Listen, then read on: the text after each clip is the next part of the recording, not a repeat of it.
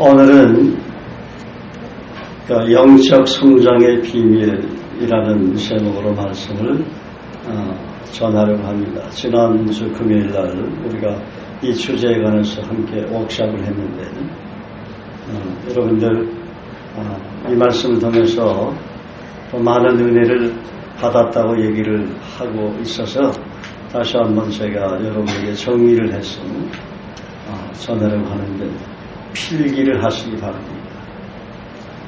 워크숍 내용의 교환이기 때문에 필기를 하시기 바랍니다.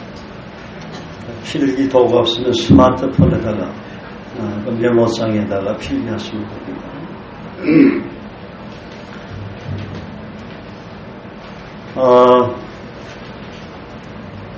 이 내용은 오늘 오후에도 제가 전할 겁니다. 외국인들에게 감사하게도 영어로 다 번역을 할 수 있도록 하나님께서 은혜를 베풀어 주셔서 오늘 오후에도 이 말씀을 전할까 합니다. 그러니까 성장의 정의에 대해서 말씀을 드리겠습니다. 여러분, 성장이 무엇입니까? 성장이라는 것은 자라는 것이다. 성장이라는 것은 열매를 맺는 것이다. 성장이란 열매를 재생산하며 번성케 하는 것이다.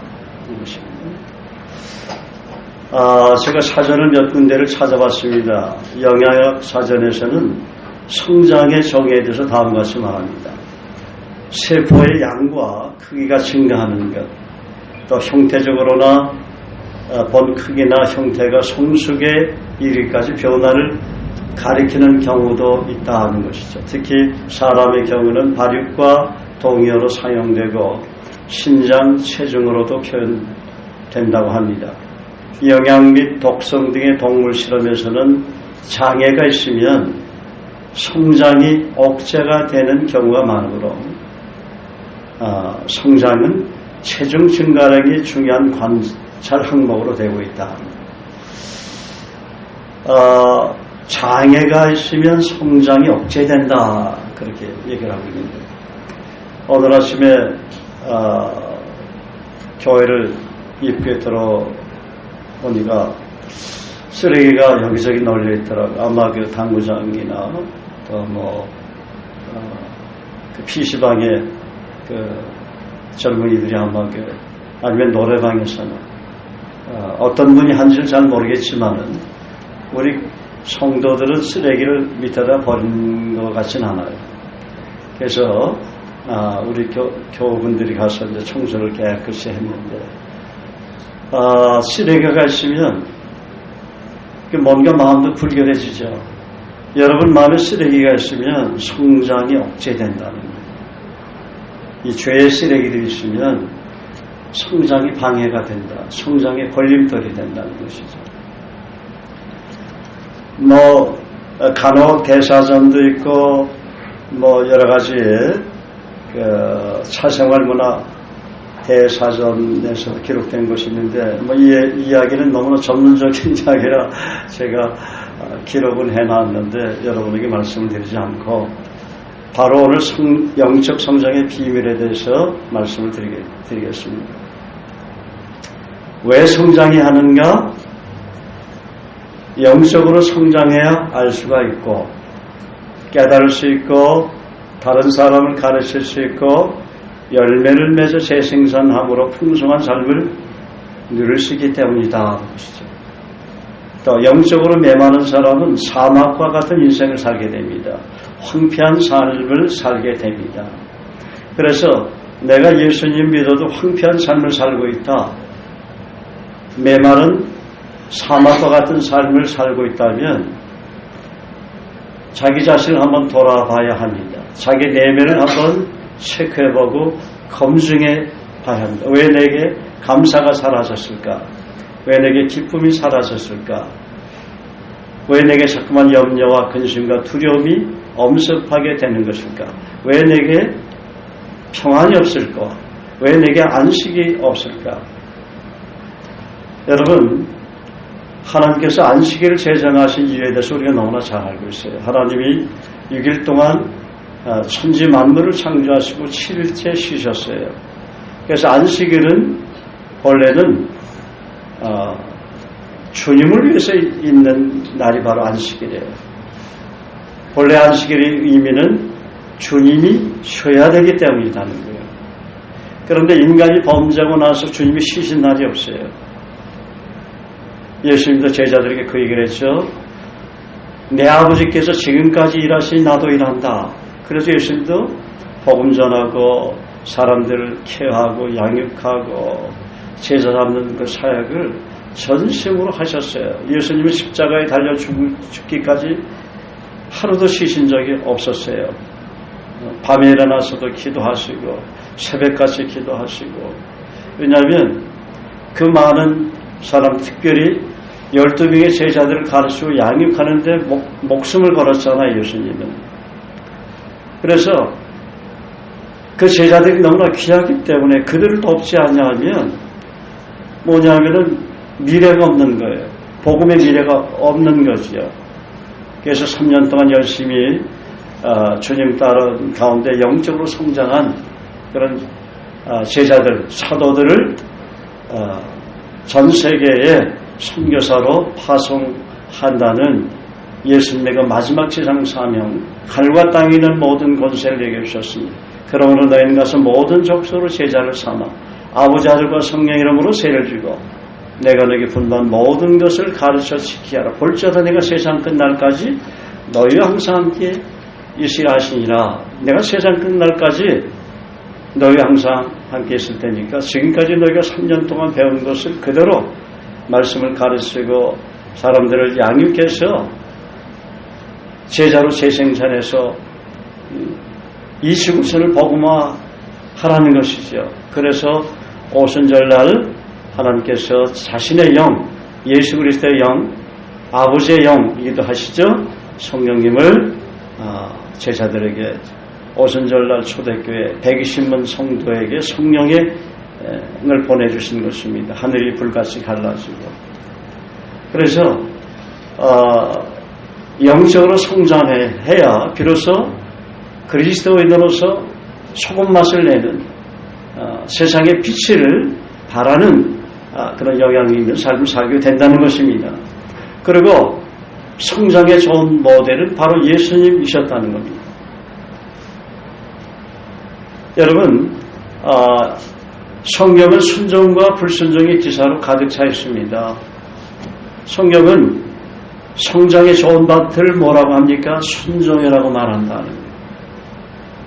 순종이라고 말해요. 10계명에 1에서 4계명 잘 지키고 5에서 10계명 잘 지키면 그것이 바로 순종하는 삶이에요. 구약시대 유대인들은 10계명에 온전히 헌신하려고 노력을 많이 했죠. 우리에게도 마찬가지예요. 예수님께서 어느 날 서기관이 율법사가 예수님을 시험할 때 가장 큰 계명이 무엇입니까? 할 때 2계명 주 너희 하나님을 마음과 힘과 뜻을 다해 성품을 다해서 사랑하라고 했고 내 이웃을 내 몸과 같이 사랑하라고 그렇게 얘기했다는 것이죠. 그래서 성장의 좋은 밭은 어떻게? 순종이다 하는 게 순종이다. 순종하지 않으면 성장하지 않습니다. 순종하지 않으면 메마른 사막과 같은 황폐한 인생을 살게 됩니다. 성경이 말해주고 있어요. 내가 내 마음의 죄악을 품으면 주께서 듣지 아니하시되 그러나 자기 죄를 숨기는 자는 형통치 못하지만은 죄를 자복하고 버린 자는 불쌍히 여김을 받는다고 했어요. 이사야 59장 1절에 보면 하나님이 그런 경고를 선자 이사야를 통해서 하시죠. 이사야 59장 한번 보겠습니다. 1절 2절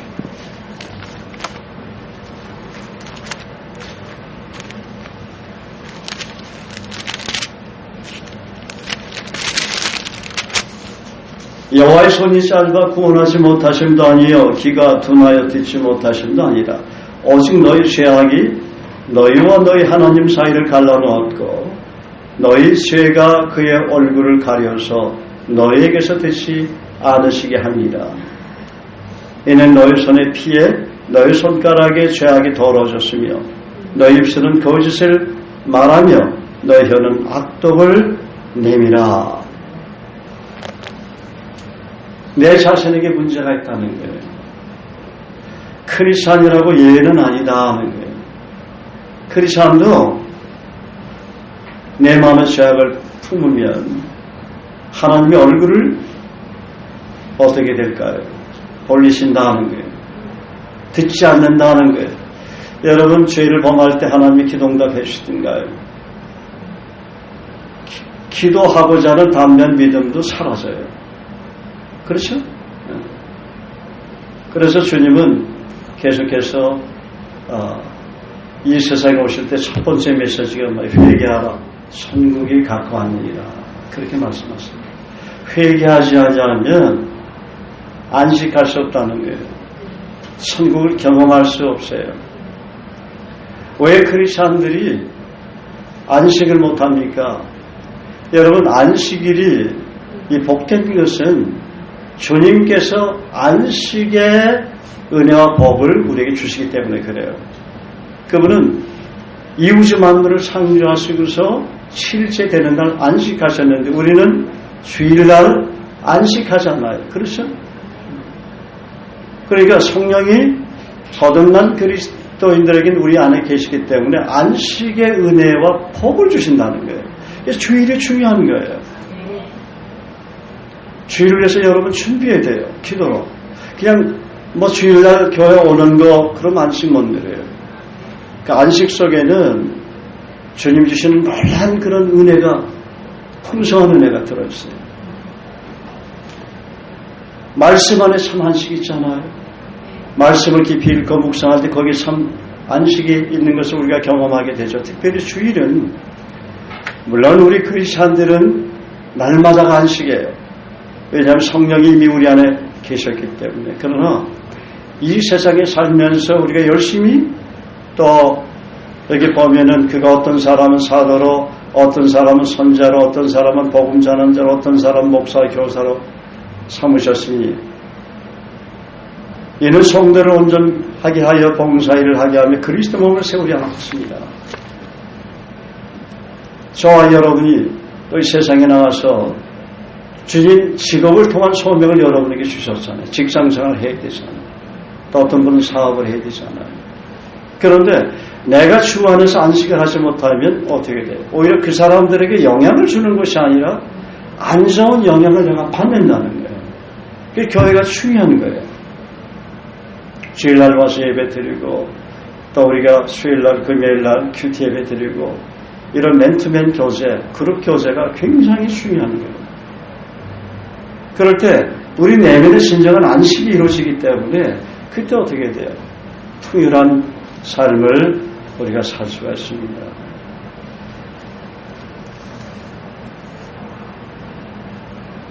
누가복음 2장 51절 52절에 보면 예수께서 함께 내려가서 나사렛에 이르러 순종하여 받으시더라.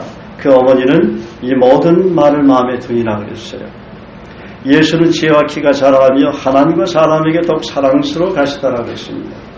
예수님이 어린 시절을 누가복음 2장 52절을 묵상해서 살펴보면 우리가 다 아는 얘기예요. 4가지 영역을 개발하면서 성장했다는 것을 알 수 있습니다. 첫째는 지적인 면에서의 건강한 성장입니다. 두 번째는 신체적인 면에서의 건강한 성장입니다. 세 번째는 하나님과의 교제를 통한 영적인 성장입니다. 네 번째는 사회적인 면에서 사람들과의 관계에서 화목을 이루는 건강한 성장이에요. 그래서 우리 크리스찬들은 자녀들을 키울 때 예수님의 어린 시절처럼 누가복음 2장 52절 약속을 붙들고 기도해야 그렇게 성장할 수가 있는 것입니다. 예수님의 인격을 닮은 자녀로 성장할 수가 있는 게 약속이 참 중요해요. 하나님의 말씀, 이 약속이 참 중요한 것이죠. 우리가 영적인 자녀를 키울 때도 마찬가지. 어린 크리스찬들은 어떻게 누가복음 2장 51절, 52절 그 약속을 가지고 우리가 주장해야 돼요. 예수님도 30세에 이제 하나님께 부르심을 받고 성령에 이끌려서 마귀에게 시험받으러 광야로 가서 시험을 마친 후에 이제 그분의 그 사역이 시작이 됐죠. 그러기까지는 비록 30년을 말씀에 순종했다는 거예요.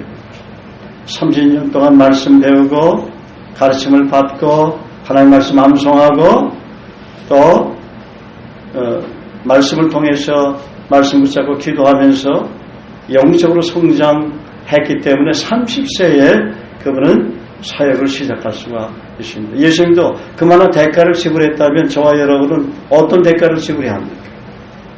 그냥 게으르게 주님 따르고 배우게 되면, 게으르게 주님을 따른다면 그건 영적 성장이 있을 수 없는 것이죠. 우리는 예수님보다도 바짝 정신 차리고 긴장해서 정말 말씀에 기대에 깊이 뿔을 내리며 교회 공동체 안에서 우리가 영적으로 성장하는데 전심전력을 다해야 한다는 것입니다. 그래야 예수님 인격을 닮은 아름다운 열매를 맺을 수 있는 것입니다. 그리고 성장하려면 영적 출생이 건강해야 된다. 성령으로 거듭나야 된다는 것입니다.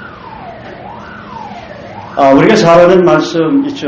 베드로서 2장 2절 3절에 보면 갓난 아이들같이 순전하고 신령한 젖을 사모하라.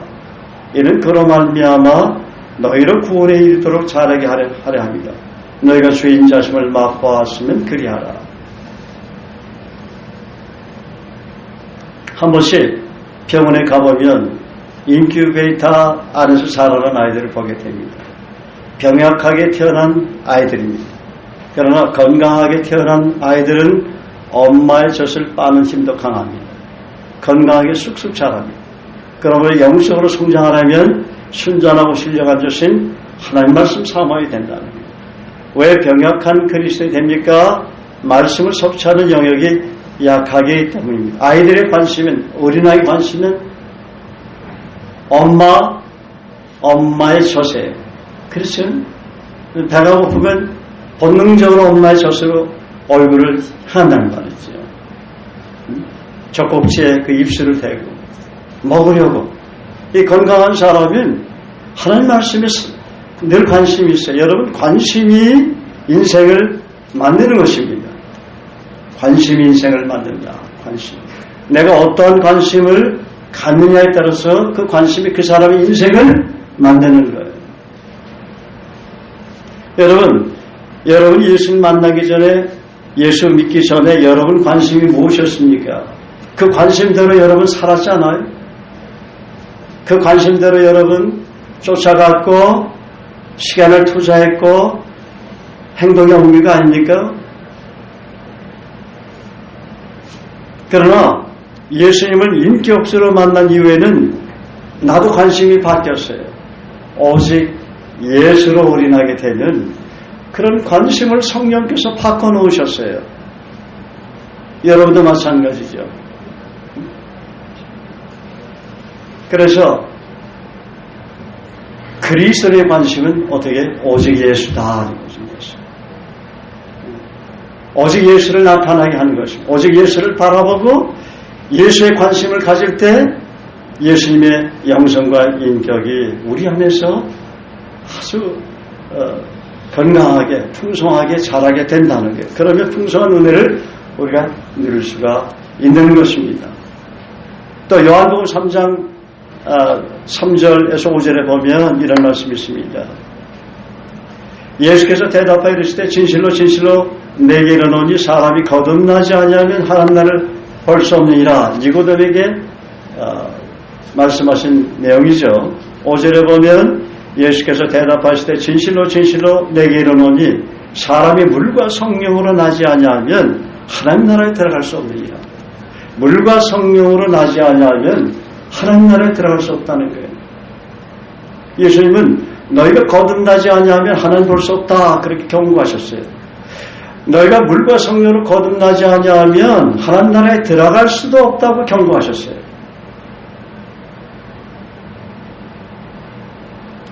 이 경고에 대해서 여러분 확신이 있습니까?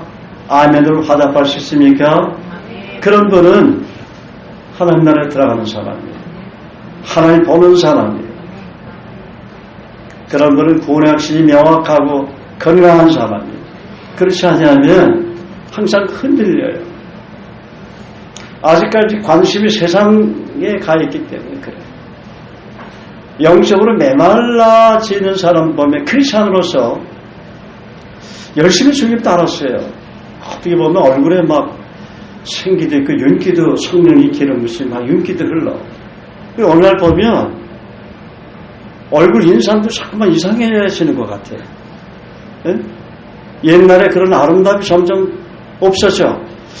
화장품을 잘못 발랐나. 그것도 아니야. 화장품은 또 좋은 걸 쓰더라고. 그런데도 얼굴에 빛이 안 나. 얼굴에 보면 메말라 있어요. 근심과 걱정과 두려움 이런 것들이 자꾸만 얼굴에 나타나. 그게 왜? 내면에 있기 때문에 그렇단 말이에요. 그래서 예수님을 여러분 5년 10년 잘 따랐다고 해서 승부가 나는 게 아니에요. 믿습니까? 예. 내가 선한 싸움을 싸우고 나의 달려갈 길을 마치고 믿음을 지켰으니 끝까지 지켰다고 그랬어요. 사도 바울. 이제 그러는 의의 멸관이 얘기되었다. 하나님 앞에 정말 말씀대로 의롭게 살려고 몸부림쳤어요. 사도 바울. 그 믿음을 지키기 위해서 믿음의 선한 싸움을 싸우기 위해서 몸부림쳤다는 거예요.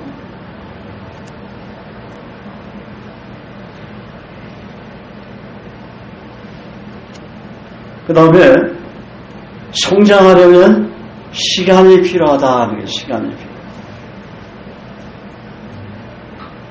히브리서 6장 14절 15절에 보면 내가 반드시 너에게 복주고 복주며 너를 번성하게 하고 번성하게 하리라.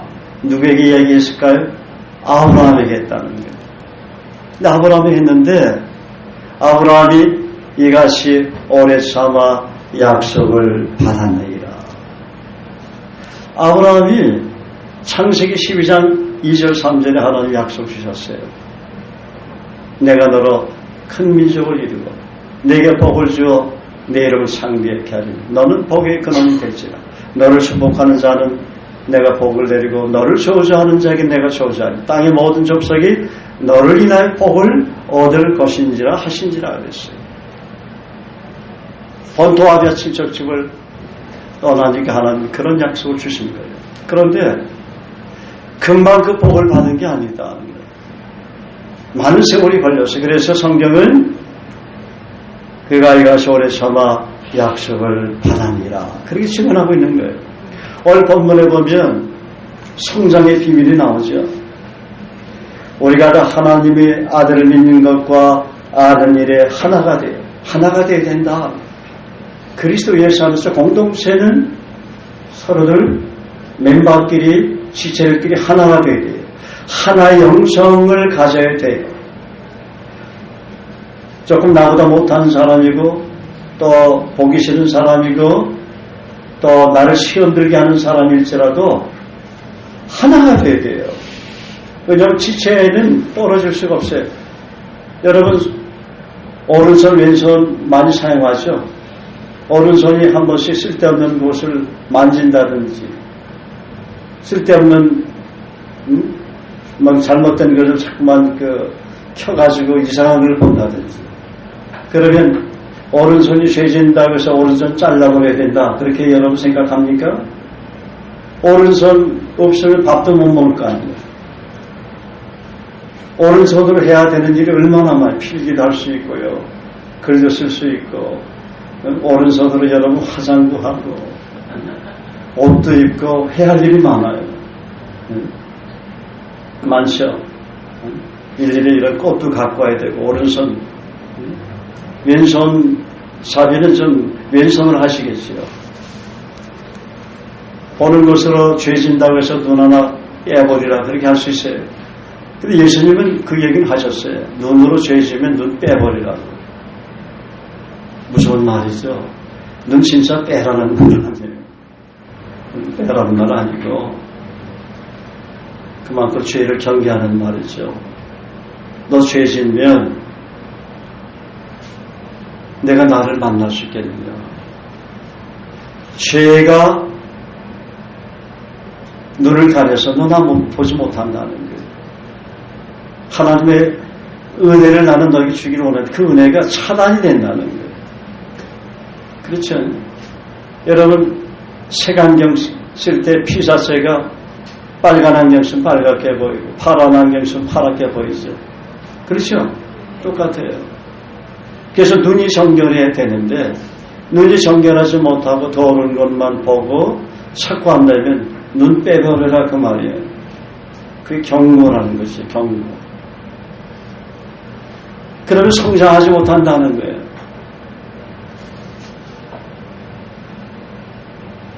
온전한 사람이며 그리스도의 장성한 분량에 충만한 데까지 이르지 못한다는 것이죠. 여러분 나 개인만 잘한다고 성장하는 게 아니에요. 그렇죠? 가족들도 다 잘해야 돼요. 그리스도를 아는 것, 닮아가는 일에 가족들도 하나가 돼야지 나 혼자만 한다고 해서 영향을 줄 수 있겠죠. 그렇죠? 그렇지만 균형 있는 성장은 되지 못한다는 것이죠. 우리 한국교회나 지구촌의 교회들을 보면 그 교회의 그 목사님의 영성과 인격이 얼마나 많은 일꾼들을 배출시키는가. 하나님의 사람, 목회자나 아니면 텐트메이커나 전임 선교사들 또 사업을 하면서 기업에서도 정말 많은 열매를 거두는 직장인 선교. 그 목사님의 영성과 인격이 달려있어요. 목사님의 영성과 인격이 성숙해지면 성숙해질수록 아름다운 열매를 맺게 되었다고 저는 생각합니다. 그래서 저도 앞으로가 기대가 돼요. 왜냐하면 저 영적 성장은 끊임없이 계속된다. 계속되기 때문에 내일이 기대가 되고 모레가 기대가 되고 1년 후가 기대가 되고 10년 후가 기대가 저는 됩니다. 근데 제가 돌아보면 그랬어요. 내가 어린 크리스찬이었을 때 평신도 때 열심히 사람들에게 복음 전하고 제자 삼으려고 했는데 별로 열매가 되지 않더라는 거예요. 쭉정이 같은 형제 자매들이 많이 있었어요. 어릴 때는. 근데 내가 조금씩 성장하니까 하나님이 점점 좋은 열매를 내게 주시더라는 거예요. 여러분처럼 좋은 열매가 오더라는 것이죠. 그래서 선교사들도 나가고 목사도 되고 직장인 선교사를 되고 전문인 선교사를 되고 하는 사업도 하나님께서 복을 내려주시고. 왜냐하면 열매가 아름답기 때문에 그 열매가 아름다운데 하나님 하시는 일이 뭐예요? 복 주는 일이에요. 축복하시는 일이라는 말이에요. 열매가 좋으면 벌써 관계들이 좋아지지 않아? 예? 여러분 우리가 이 세상을 살아가면서 크리스찬도 마찬가지지만 이 세상을 살아가면서 그 사람이 사람과의 관계가 어떤 관계를 갖고 있느냐에 따라서 성공과 실패가 가늠이 되는 것입니다. 관계를 잘하면 그 사람은 성공하는 거예요. 왜냐하면 돕는 사람들이 많이 나타나니까. 누군가의 도움에 의해서 내가 성공하는 것이지 나 혼자 되는 게 아니에요. 아무리 네트워크를 잘해도 자기 혼자만 성공하려고 하면은 주위 사람 안 돌아보면 나중에 일면당한다는 거예요. 그래야 하는 거예요. 그 세상의 그 사고의 틀이 다는 거예요. 나만 잘하면 된다고요? 아니에요. 주변 사람 돌아봐야 돼요. 내 가족 돌아봐야 돼요. 이웃 돌아봐야 돼요. 그리고 성장하려면 시간이 필요하다고 말씀드렸는데 하루 이틀 만에 그래서 성장하는 건 아니다. 제자들도 몇 년 동안 배와 그물을 버리고 예수님 따랐습니까? 3년 동안 따랐다. 3년이라는 시간이 제자들에게도 필요했다. 그러면 우리는 더 많이 필요할 거 아닙니까? 할렐루야. 그 다음에 성장하려면 좋은 영적인 멘토가 있어야 합니다. 어린아이가 태어나서 성숙한 어른이 되기까지는 끊임없이 누군가의 돌봄과 가르침이 있었기 때문입니다. 부모로부터, 선생님으로부터, 인생 선배, 멘토로부터 영향력을 받았기 때문입니다. 사회적인 그 환경의 영향도 대단히 중요해요. 그렇죠? 내 주변 환경이 어떠냐에 따라서 그 사람이 성장할 수도 있고 성장에 멈출 수도 있고 후퇴할 수도 있어요. 특별히 영적인 영향은 그래요. 성장은 그래요. 여러분, 디모데는 훌륭한 제자입니다. 그가 하나님의 사람으로 성장이 된 것은 그의 영적인 스승이자 아버지인 바울이 있었기 때문입니다. 엘리사에게는 엘리야가 있었고 여호수아에게는 모세가 있었고 다윗에게는 요나단과 선지자 사무엘이 있었습니다. 그러나 구약시대에는 하나님께 부름을 받은 사람일지라도 많은 시간이 필요했습니다. 하나님의 약속을 바라보고 믿음으로 인내하는 기간이 필요했어요. 왜냐하면 그들에게는 우리들처럼 성경 66권이 정경으로 완본으로 주어지 않았기 때문입니다.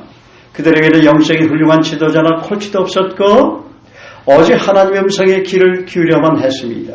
그러다 한 번씩 하나님 앞에 범죄하게 되면 많은 고통의 세월을 겪어야만 했습니다. 아브라함이 믿음의 사람으로 견고하게 세워지기까지는 자신의 아들 이삭을 번제로 드리고 나서였습니다.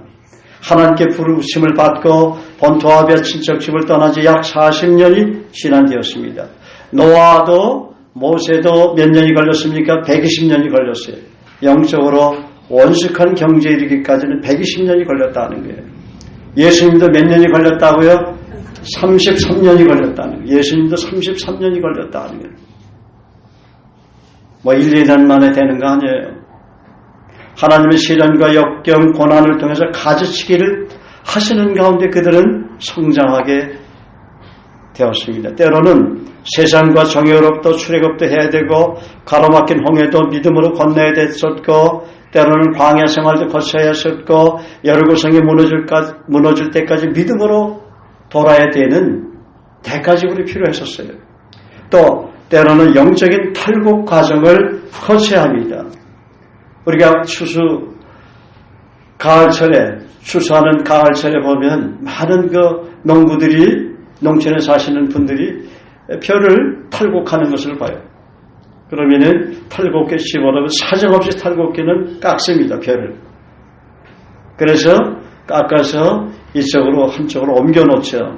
그러나 하나님은 그렇게 무자비하게 우리 그리스도인들을 탈곡하시는 것이 아니라 사랑과 자비 긍휼하심으로 탈곡하신다는 거예요.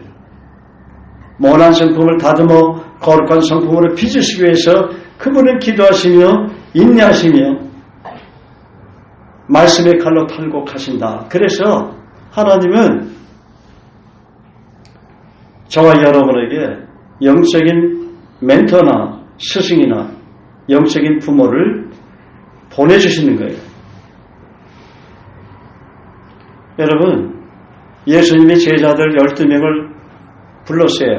사도로 불렀는데 가르치다 말다 만약에 예수님이 제자를 그렇게 했다면 그 사람들 쓰임도 못 받을 거고 영적인 사생자처럼 성경에 기록도 안 나왔을 것 같아요. 예수님은 사람들을 자기가 직모라는 건 군에서 쓰는 용어죠. 영혼들을 내가 제자로 삼아야 되겠다 하면 목숨 걸었어요. 온 시간을 투자했고 기도를 투자했고 그들의 니드가 뭔지 그런 면에서 전심전력으로 헌신하신 분이에요. 예수님. 우리가 그분을 닮아야 되는 거예요. 그래야 열매가 맺혀지는 거다 하는 거예요. 그리고 가르치면서 양육하면서 내가 배우는 게 더 많아요. 사실은. 하나님 가르쳐줘요. 나에게 은혜를 주신다고. 어떻게 가르치고 양육해야 되는지 한 번씩 성경 공부 인도하는 형제자매들의 이야기를 들어보면 자기가 은혜를 받는다는 거예요.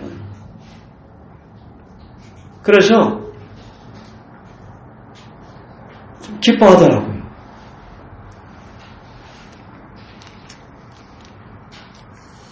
여러분, 군에 입대했다고 해서 바로 의젓한 군이 되는 것은 아닙니다.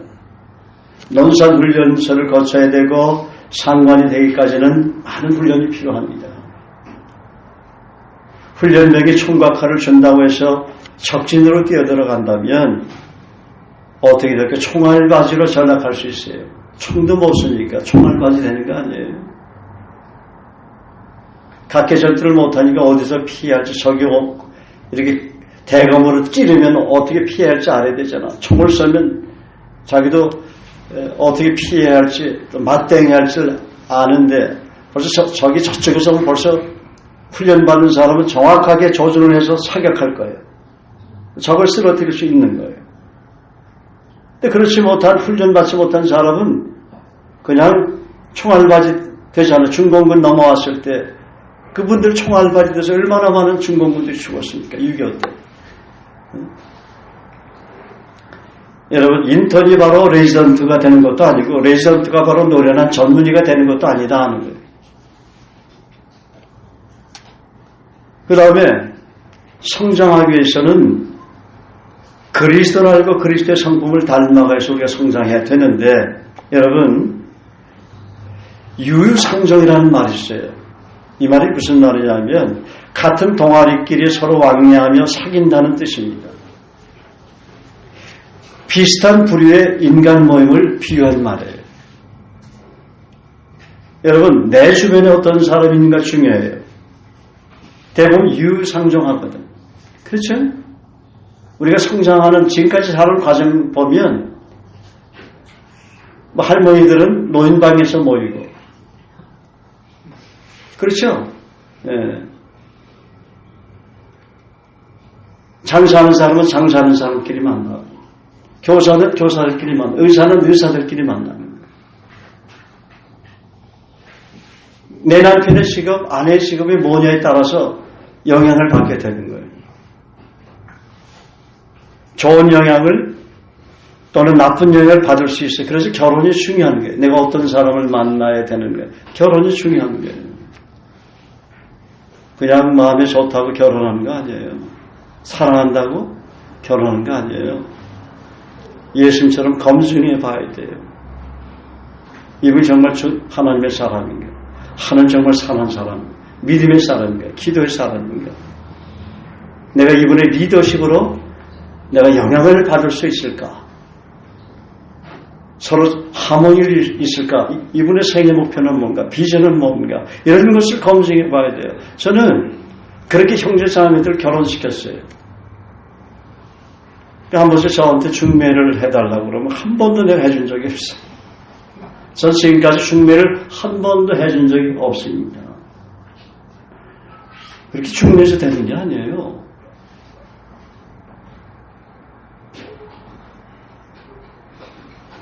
예를 들어서 어느 형제 자매가 결혼을 하려면 저도 6개월 동안 1년 동안 관찰해 봐야 돼요. 결혼해야 할 형제 자매들이 일꾼이에요. 주님의 신실한 제자들이라는 말이죠. 물론 배우는 과정에 있긴 하지만 이제 결혼한 연령이 됐어요. 이제 이만하면 예수님 제자로서 쓰임 받을 수 있어요. 그러면 형제 자매들이 결혼돼서 고민하게 되잖아요. 누구를 선택할 것인가. 또 하나님 앞에 기도하면서 보내달라고 기도한단 말이에요. 그러면 저한테 먼저 타진해요. 그때는 젊은이들이 많았어요. 우리 교회에. 그러면 제가 기도하면서 성령께서 제 마음속에 어느 형제와 어느 자매가 결혼하면 좋겠다 하는 마음을 주세요. 내가 명확하게 응답을 받아야 돼요. 그래 권면하죠.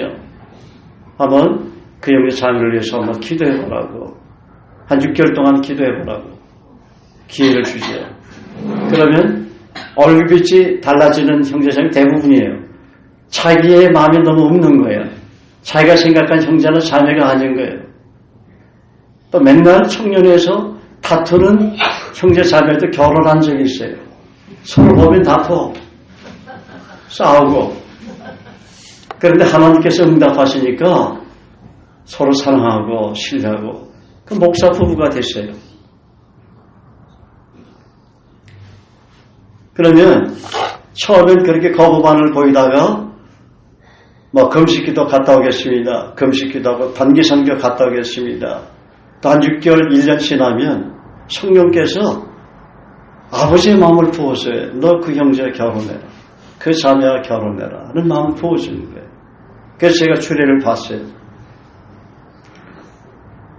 외국인 선교들을 하면서 외국인들이 영적으로 어리니까 필리핀 형제자매가 어리니까 자기들끼리 결혼한다고 목사님 제발 목사님 주례를 통해서 우리 교회에서 결혼식을 하고 싶다고 그러니 안 해줄 수도 없고 아주 영적으로 어린 형제 자매들인데 그래서 내가 필리핀 형제 자매들 그래서 몇몇 커플 우리 교회에서 결혼으로 주례를 본 적은 있지만 그것이 내가 마음으로 정말 원했던 건 아니죠. 외국인이니까 본인들이 그렇게 원하는 거니까 그렇게 한 것이죠. 그래서 사도 바울도 빌립보서 3장 7절 9절에 그러나 무엇이든지 내게 유익하던 것을 내가 그리스도를 위하여 다 해로 여길 뿐더러 또한 모든 것을 해로 여김은 내 주 그리스도 예수를 아는 지식이 가장 고상하기 때문이라.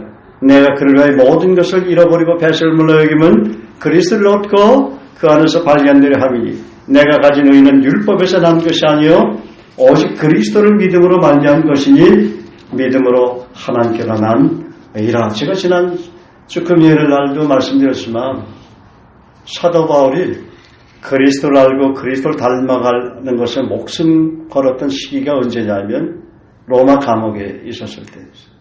그때는 3차 전도여행 다 마치고 4차 전도여행 위해서 로마로 가서 죄의 몸으로 로마에 가서 로마 감옥에서 사람을 감옥에서도 복음을 전하고 2년 동안 또 로마 황제가 자유를 주시죠. 사도 바울에게. 그때 깨달은 거예요. 자기를 돌아보니까 자기가 영적으로 미성숙할 때는 열매가 별로 시원치 않았다는 거예요. 그러니까 영적으로 점점 성장해가니까 열매들이 좋은 열매가 많이 나타나는 거예요. 처음부터 좋은 열매 주는 거 아니다 하는 거예요. 제가 같이 평신도 때 신앙생활 한 형제 아버지가 감나무 밭을 해요. 그런데 감나무 밭을 하는데 한 번은 가니까 그 감을 감이 열렸는데도 수확을 안 하는 거예요. 감을 다 따가지고 땅으로 버리더라고. 그래서 왜 그렇습니까? 그러니까 3년은 이렇게 된다는 거예요. 계속해서 그 감이 비료가 돼야 된다는 거예요. 3년 지나서 따야 4년째 따야 감의 과일도 크고 열매가 크다는 것이죠. 그래서 처음부터 열매가 되는 거 아니다 하는 거예요. 좋은 밭이 처음부터 되는 거 아니에요. 시간이 필요해요. 탈곡하는 과정이 필요해요. 때로는 시련과 고난을 통해서 인내하는 기간이 필요한 거예요. 그렇게 쉽게 하나님 열매 주는 거 아니에요. 한번 수련회 갔다고 해서 기도원에 가서 금식 40일 기도했다고 해서 폭포수 같은 애를 봤습니까? 변화는 되지만 그러나 변화하려면 말씀과 기도에 깊이 뿌리를 내리며 하나님과 깊이 동행해야 변화가 되는 거예요. 그리고 그런 성령 공동체, 말씀 공동체 만나서 교제해야 돼요. 배워야 돼요. 훈련받아야 되는 거예요. 영생을 소유한 자는 유일하신 참 하나님과 그분이 보내신 예수 그리스도 알아가는 것에 온전히 들리지 않는다고 성경이 말하고 있기 때문에 예수님도 요한복음 17장에 영생은 곧 유일하신 참 하나님과 그가 보내신 자 예수 그를 아는 것이라고 말씀드렸어요. 하나님께 기도했단 말이죠. 왜냐하면 예수님이 아들로 오신 하나님이지만 그분도 주님 알아가는데 전심으로 헌신했어요. 33년 동안 그분에게도 시험이 있었죠. 아들 되신 하나님에게 왜 시험이 있어야 합니까? 인간으로 왔기 때문에 그래요. 마귀의 시험도 있었고 사람을 통한 시험도 있었고 때로는 배가 고픈 시험도 있었고 배가 고프니까 드셔야 되잖아. 배가 고플 때 마귀도 이 돌로 떡덩이가 되게 하라고 빵으로 유혹하잖아요. 여러분 의식주 문제, 먹고 사는 문제 사로잡혀 있으면 시험 들게 돼요. 빠져 있으면 거기 이제 푹 빠지는 거예요. 자기도 모르게 빠져요. 먹고 사는 문제에 너무 깊이 연연하게 되면 우리가 자본주의 사회에서 살기 때문에 열심히 일해서 돈 버는 거 중요해요. 돈 벌어서 또 좋은 데도 쓰고 또 자기 개인 필요를 위해서 쓰고 어려운 사람도 없고 선교를 위해서 사용하고 교회도 돕고 뭐 다 중요하지만은 그러나 자기 자신도 모르게 그 일에만 돈 버는 일에만 몰두하게 되면 자기의 영성과 인격도 점점 메마르게 돼가는 거예요. 황폐하게 돼가는 거예요. 왜냐하면 세상에서 내가 깨우기가 힘들어요. 그래서 형제자매를 돕다 보면은 그래요. 전에는 그런 얘기를 많이 저한테 상담을 했는데 제가 직장을 그만두고 한 1년 동안 열심히 주님 한번 올인해보면 안 되겠습니다. 3년은 올인하고 싶습니다. 그럼 기도하면서 어느 형제는 하나님이 그곳에서 빛이 되라고 했다. 소금이 되라고 했으니까 거기서 잘 기도하면서 극복해야 된다. 그거 견디지 못하면 또 다른 직장에 가서 또 나오려고 한다는 거예요. 어느 형제는 이 형제는 좀 훈련 받아야 될 형제가 있을 때 그때는 그럼 캠퍼스를 1년간 휴학해라. 아니 직장에서 나와라고 제가 권면하죠. 그 서로가 기동력을 받아야 돼요. 왜냐하면 도저히 그곳에 있으면 너무 자기 내면이 메말라지고 황폐해지니까 너무 많은 시험의 공격을 받으니까. 그래서 우리 크리스찬들이 거듭나게 되면 예수 잘 믿는 직장으로 가게 해달라고 그래서 기도들을 많이 하는 거예요. 자기가 시험이 드니까 그걸 감당할 수 있을 만한 그런 어떤 그 영성과 인격이 준비되지 않았기 때문에 그래요. 그래서 직장에 가서 저는 개인적으로 교제를 해주는 거예요. 일주일에 한두 번씩 가서 집에 찾아가는 것이 아니고 전 직장으로 찾아갔어요. 직장에 가서 점심시간에 같이 식사하면서 교제하고 어떤 어려움은 없느냐 함께 또 기도하고 또 말씀도 같이 나누고 그런 시간을 통해서 직장에서 그 생활을 잘 회복하도록 도와줬다 그 말이죠. 우리 교회는 제자 삼는 사역, 직장인 사역을 하는 교회이기 때문에 그런 게 필요하다는 거예요. 끊임없이 그 형제 자매를 돌봐줘야 돼요. 케어해줘야 돼요. 뭐가 잘못됐고 뭐가 잘 됐는지 무엇을 교정해야 되는지 어떤 상품을 개발해야 되는지 이런 걸 기도해주면 도와줘야 되고 거기 필요한 말씀도 약속을 주장하라고 이 말씀 붙잡고 기도하라고 도와줘야 되고 또 함께 기도해줘야 되고 그러면 저를 만나면 회복이 돼요. 그러면 또 직장생활을 아주 또 힘있게 하는 거예요. 그러면 며칠에 제가 직장에서 복음 전했다는 그 얘기를 듣고 변화했다는 얘기도 듣고 열매를 데려오기도 하고 그래요.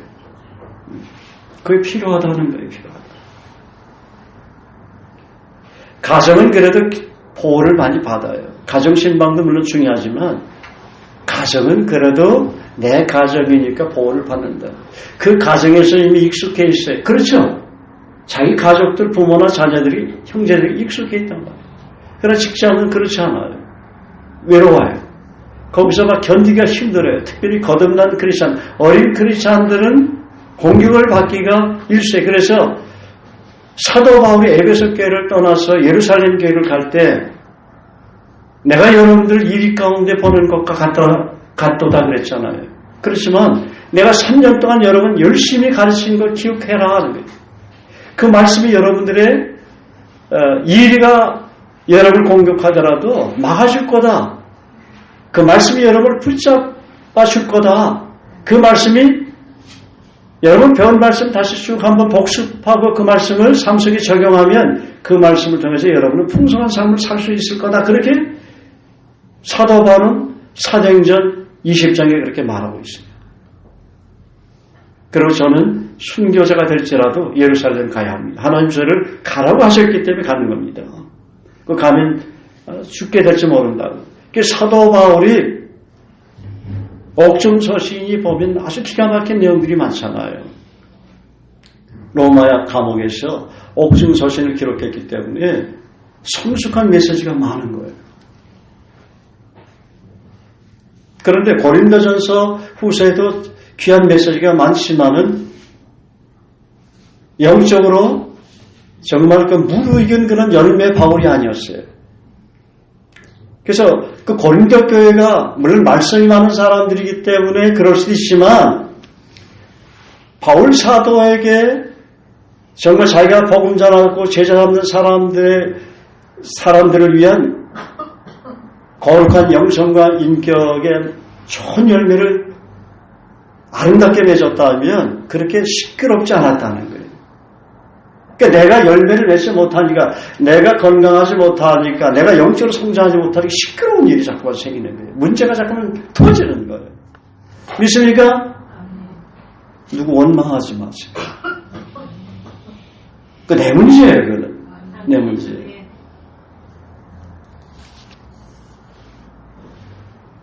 그래서 영적 성장하는 놀라운 비밀이 있는 거예요. 그것을 읽으면 에베소 3장 4절에서 6절 그것을 읽으면 내가 그리스도의 비밀을 깨달은 것을 너희가 알 수 있으라 그랬어요. 이제 그의 거룩한 사도들과 선지자들에게 성령으로 나타내신 것 같이 다른 세대에서는 사람의 아들들에게 알리지 아니하셨으니 이는 이방인들이 복음으로 말미암아 그리스도 예수 안에서 함께 상속자가 되고 함께 지사가 되고 함께 약속에 참여하는 자가 됨이라.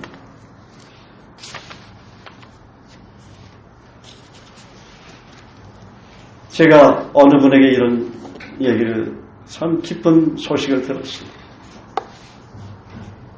오랫동안 주님을 따르고 섬긴 분이에요. 근데 저한테 하는 얘기가 목사님 창세기 22장 17절 18절이 저에게는 아브라함에게 하신 복이니까 무관한 것으로 생각되는데 그 말씀이 믿어지면서 성경의 모든 약속이 믿어지네요 그래요. 오랜 세월 동안 제가 교제를 해왔지만은 그런 고백을 들을 때 얼마나 제 마음이 기뻤겠어요. 야, 이제 때가 왔구나. 그래서 이제 그렇다면 하나님이 당신을 축복할 거다. 날마다 그 약속대로 이루시는 것을 날마다 경험하게 될 겁니다. 그럴 수밖에 없습니다. 그러면서 목사님 저는 이삭을 드린 적도 없는데 어떻게 아브라함처럼 내가 내게 큰 복을 주고 내 시로 크게 성하여 하늘의 별과 같고 바닷가의 모래와 같게 하리니 내 시가 그 대적의 문을 얻으려 또 내 시로 말미암아 천하 만민이 복을 얻으려 천하 만민이 아브라함한테 복을 받는다고 했는데 그 약속이 이루어졌잖아요. 그건 나와 상관없는 일이다 생각했는데 오늘 말씀을 묵상하면서 그걸 깨닫고 나니까 나는 이삭도 드리지 않았는데 갈라디아서 3장 29절 말씀처럼 너희가 그리스도의 것이면 아브라함의 자손이 약속대로 유업을 이룰 자니라 그 말씀이 동일하게 믿어지더라는 거예요. 말씀을 묵상하는 질이 높아졌어요. 번뜩 이런 거예요. 눈빛이 번쩍번쩍 빛나요. 그 성령의 막 기름 부심이 그분에게 이렇게 흐르더라고요. 그러니까 말씀을 깨달으면 말씀에 대한 확신을 갖게 되면 그렇게 변하는 거예요. 근데 제가 여러분에게 그분의 케이스를 얘기를 해도 아직까지 창세기 22장 17절 18절이 갈라디아서 3장 29절이 잘 믿어지지 않는 분들이 여기 많이 있다고 생각합니다. 나하고는 별로 무관한 약속처럼 생각이 된다는 게 머리는 아는데 이 가슴으로 안 내려오는 거예요. 가슴으로 내려오면 굉장한 영적인 성장에 탄력을 붙는 그런 삶을 지금부터 살 수가 있는 것이죠. 그래서 말씀을 묵상하는 게 중요하고 기도하는 게 중요하고 예배 가운데 여러분이 레마의 음성을 듣는 것이 중요한 것이죠. 그걸 들어야 돼요. 아직까지 깨닫지 못했다면 지금 기도하는 마음으로 깨닫게 하려 기도하세요. 하나님 저도 창세기 22장 17절 18절에 믿으시게 하시고 너희가 그리스도의 것이면 아브라함의 자손이야 약속대로 유업을 이룰 자라는 그 약속이 믿어지게 하셔서 성경의 수많은 약속이 바로 나에게 주신 약속이라는 것으로 내가 누리게 하옵소서 이렇게 기도하는 말이에요.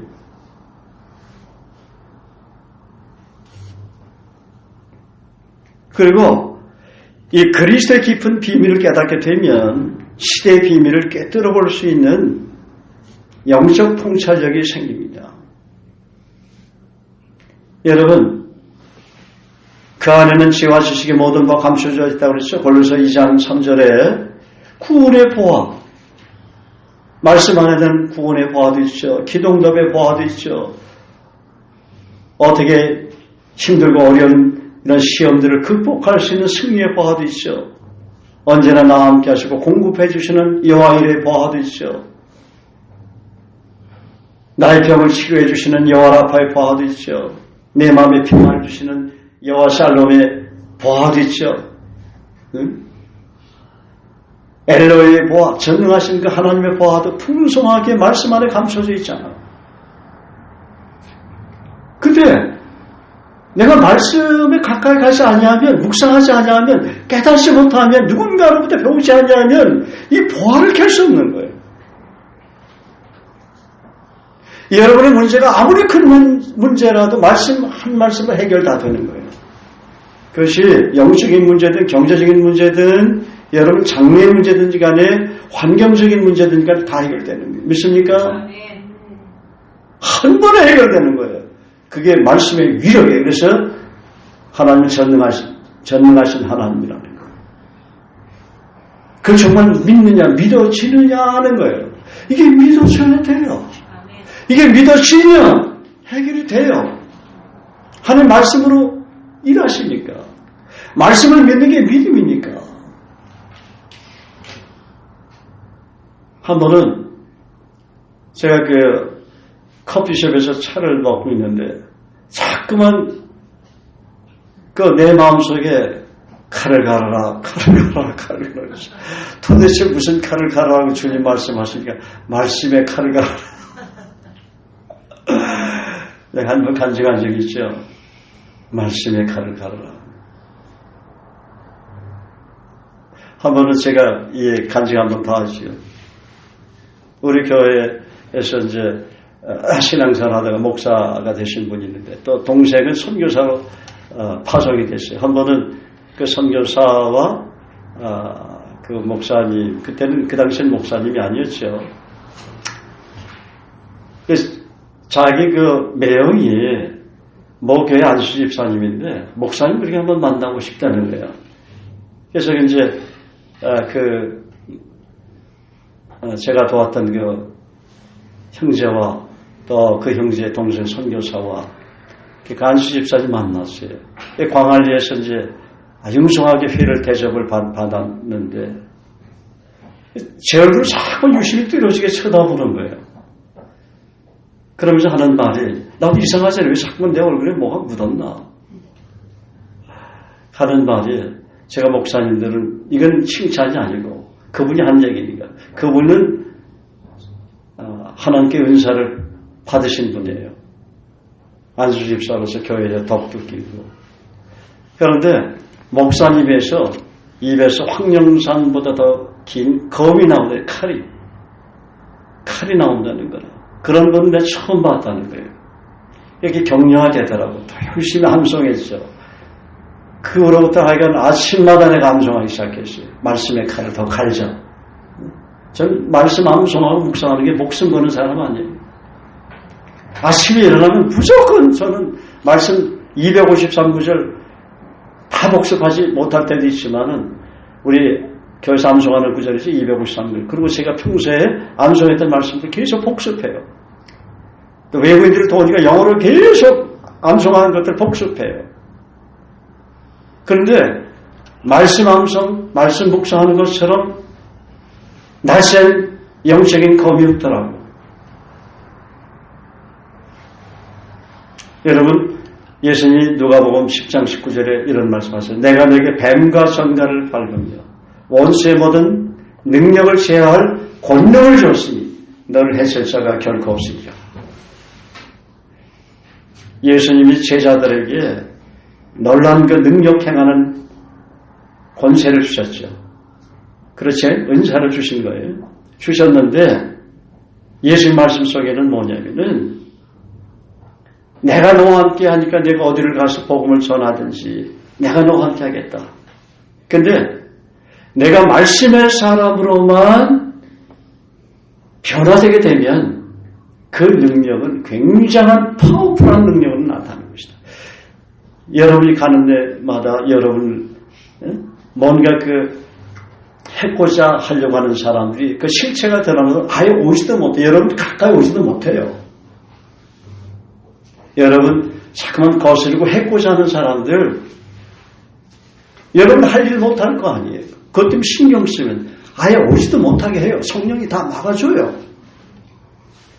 그래서 자꾸만 이상한 일이 가시와 같이 나를 찌르는 일들이 생기고 이상한 사고들이 나고 문제가 생기는 것은 자기를 돌아가야 돼요. 주님이 그랬잖아요. 내가 물 가운데로 지날 때 내가 함께 할 것이라. 강을 건널 때 물이 너를 침몰치 못할 것이며 내가 불 가운데로 지날 때 타지도 아니할 것이요 불꽃이 너를 사리지도 못하리니 대전아 요한은 내 하나님과 내 구원자입니다. 두 가지로 이 말씀 우리가 묵상할 수 있어요. 내가 정말 물 가운데로 지날 때 강을 건너는 것도 몰라요. 나는 내 주변에 강물을 건너는 것 같아. 위험하잖아요. 그죠? 헤엄쳐서 간다니까 어렵잖아요. 강물 같아. 강물이 덮칠 것 같아. 근데 주님은 내가 함께 한다는 거예요. 내 주변이 불 가운데로 지나는 것 같아. 불꽃이 정말 나를 다 사를 것 같아. 그래도 불꽃이 너를 사르지 못한다는 거예요. 그것을 하나 적용할 수. 두 번째는 뭐냐면 내가 볼 때 뭐냐면은 강을 건너는 것 같고 불 가운데로 지나는 것 같은 생각이 들어서 내가 지금 빛이 있는데 거기로 가면 분명히 채무자가 너를 발견하게 될 것이다. 이상하게 채무자를 안 만나게 된다는 거예요. 왜? 오히려 나를 돕는 사람이와 빚 갚아주겠다는 사람을 만난다는 거예요. 할렐루야. 이건 실제로 예를 들어서 말하는 거예요. 나를 돕는 사람이 와요. 그런데 사만 아파트에 살아도요 10년 전에 만난 사람 한 번도 못 만난 사람이 있어요. 크리스찬인데도. 그래서 자주 만나는 사람 자주 만나더라는 거예요. 좀 신기해요. 그게 하나님 하신 일이에요. 서로의 만남을 통해서 돌봄이 필요하니까 만나게 하는 것이죠. 할렐루야. 자, 아모스 3장 7절에 보면 주 여호와께서는 자기의 비밀을 그종 선지자들에게 보이지 아니하고는 결코 행하심이 없으시리라 그랬어요. 구약에서는 하나님께서 먼저 선지자들을 통해 앞으로 미래에 일어날 일들에 대해 말씀해 주시고 보여주실 수많은 환상과 예언이 있습니다. 그러나 신약시대에서는 이미 기록된 성경을 통해 말씀해 주시고 환상과 꿈을 통해서도 말씀해 주시기도 합니다. 그러나 환상과 꿈은 말씀을 통해 반드시 검증해 봐야 됩니다. 그리고 그리스도에 대해서는 하나님의 비밀을 전하는 사명자이기 때문에 그래요. 그리스도의 비밀을 모르면 어둠의 세력에 눈에 덮여도 알지 못하고 방황해야 되잖아요. 사람이 마땅히 우리를 그리스도의 일꾼이요 하나의 비밀을 맡은 자로 여길지어다. 고린도전서 4장 1절. 그리스도 안에서 탁월하고 온전한 자로 쓰임받기 위해서 우리가 성장해야 합니다. 여러분, 지도자는 영향력에 의해서 간음이 된다고 말씀드렸어요. 탁월한 지도자는 사람을 변화시킵니다. 아, 저 사람 변화한데 변화했네. 그 얘기 하지 말아요. 앞으로는 여러분 그 얘기 하지 마세요. 그래서 자기가 돕는 사람이라면 자기에게 문제가 있는 거예요. 그 사람을 어떻게 변화시키는 방법을 모르는 것이죠. 그런 성령의 지혜를 모르는 거예요. 경험한 적도 없는 거예요. 조금 돕다가 저렇게 교제도 안 나고 말썽 부리고 나 안 도와. 야, 도와주면 내가 사람이 없냐? 네? 거들떠보지도 않고. 어째 저런 형제가 와가지고 나를 속을 썩여. 신경 쓸 일도 많은데. 그러면서 그 형제 헌신짝처럼 버리고 그럼 되겠습니까? 안 된다는 거예요. 예수님 닮은 지도자를 만나면 예수의 향기가 나고 그분의 기도와 입술에서 그리스도의 향기로운 편지가 선포가 되고 전달이 되고 그분이 돕는 형제 자매도 예수님의 인격을 닮은 그런 그리스도 향기가 물씬 나는 형제로 지체로 변화된다는 것입니다. 그래서 사도 바울은 골로새 1장 28절 29절에 우리가 그를 전파하여 각 사람을 권하고 각 사람을 모든 지혜로 각 사람을 가르치면 각 사람을 그리스도 안에서 완전한 자로 세우려 하는 것이 그분의 꼴이었어요. 목표였어요. 사람을 돕는 목표였다는 거예요. 그래서 우리가 사람을 도울 때는 그리스도 예수 안에서 완전한 자로 perfect, everyone perfect in Christ. We may present everyone perfect in Christ. 완전한 자로 세우는 것이 하나의 목표가 되어야 된다는 것이지. 이를 위해서 나도 내 속에서 능력으로 역사하는 이의 역사를 따라 힘을 다해 수고하노라. 얼마 전에 저한테 그 말씀 하시더라고요. 너희 속에 그리스도 형상이 이르기까지 해산한 수고를 하는. 저는 그 말씀을 많이 안 하는데 형제자매를 위해서 해산하는 수고를 해라는 거예요. 여러분 여자가 해산할 때 얼마나 고통스럽습니까? 아기 낳을 때. 그래서 주님은 저에게 그것을 더 내가 볼 때 굉장히 무겁고 진통스러운 그런 어떤 영적인 책무, 영적인 사명을 저에게 주시는 것이죠. 이전과는 달리 이제 그 형제 자매를 위해서 내가 해산하는 수고를 해야 된다. 이전에 너도 해산했지만 그 해산하고는 이제 좀 질이 좀 다른 해산의 수고를 하라는 것이죠. 그리고 예수님은 동일하게 사도 바울과 같은 얘기를 하셨어요.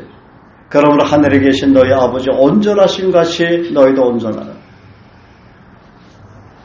Be perfect라고요.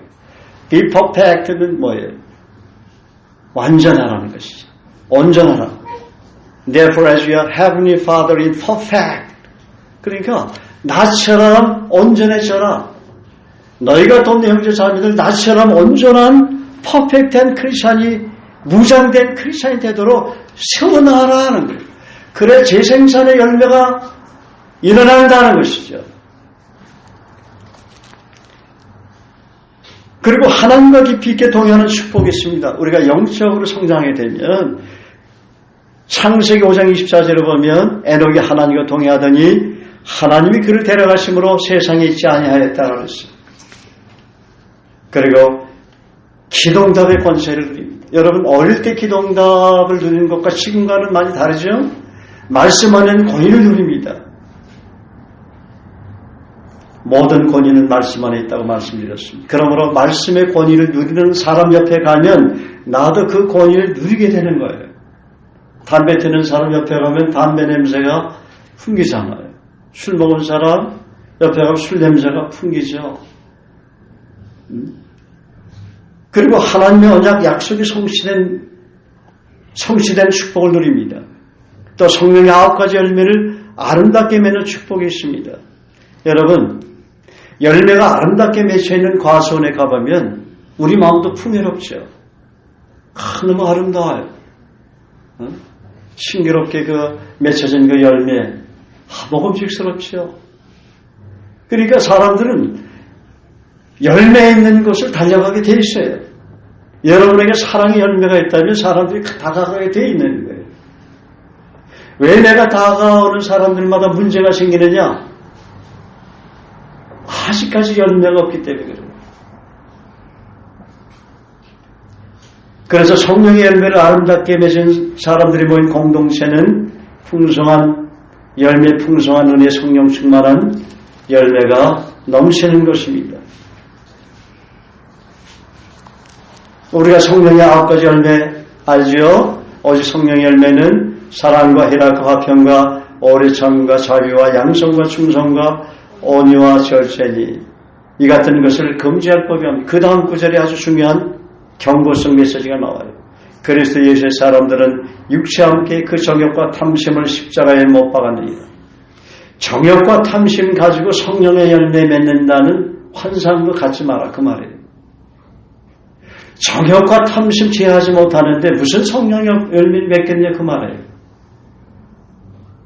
그래서 만일 너희가 성령으로 살면 또한 성령으로 행해야 된다. 헛된 영광을 구하여 서로 노엽게 하거나 서로 투기하지 말지니라 그렇게 말씀합니다. 또 우리가 영적으로 성장하게 되면 생육하고 번성하고 땅을 정복함으로 영적인 세대를 계승하는 수많은 전도 열매를 맺게 됩니다. 하나님의 약속은 변하지 않습니다. 창세기 1장 28절에 하나님께서 사람을 창조하시고 나서 하나님 그들에게 복을 주시며 하나님이 그들에게 이르시되 생육하고 번성하여 땅에 충만하라. 땅을 정복하라. 바다의 물고기와 하늘의 새와 땅에 움직이는 모든 생물을 다스리라.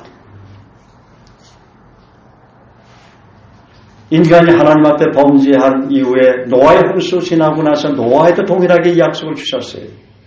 주님은 우리에게 복을 주셨습니다. 그리고 생육하고 번성하여 땅에 충만하도록 은혜를 베풀어 주셨어요. 땅을 정복하고 바다의 물고기, 하늘의 새와 땅에 움직이는 모든 생물을 다스리는 권위를 우리에게 주셨어요. 그런데 영적으로 성장하지 못하면 한계가 있는 거예요. 자꾸만 문제가 생겨 문제가 터지고 그렇게 되는 것이죠.